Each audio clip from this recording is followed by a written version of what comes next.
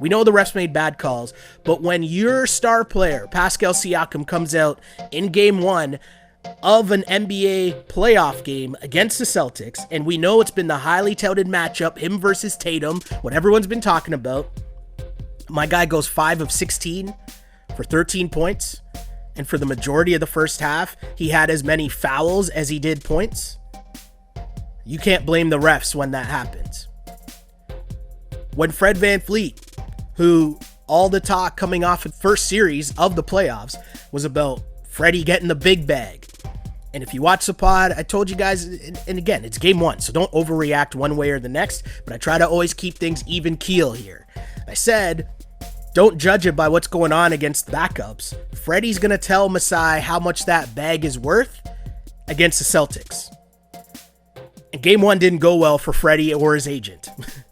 3 of 16 for Mr. VanVleet, 11 points. 2 of 11 from three-point land. Again, I'm going to repeat that. 2 of 11 from three-point land. When you do that, you can't blame the refs. You just can't. It's just not a thing that's going to happen. Norm kind of did a bit better towards the end, a little bit, but his 4 of 12 is deceiving. But when you shoot like that from the Toronto Raptors and you think that they're consistent scorers, where the guys that they're going to turn to and say, these are the guys that we think can get us 15 to 20 every night, and we need that every night, Pascal, Fred, and Norm, and all of them struggle, you can't blame the refs. It's just not a thing that I'm gonna entertain as a conversation. It's just not gonna happen.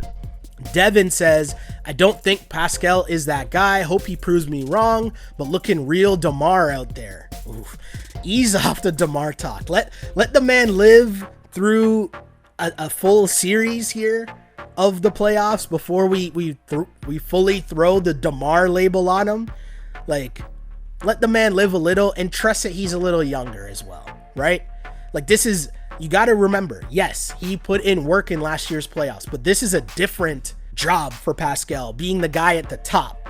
Remember, last year you're penciling in basically 30 and 10 from Kawhi night in, night out. Those are tough shoes to fill, right? It's the playoffs. It's big boy night every night. So I'm not going to be too hard on Siakam, but you need him to play better.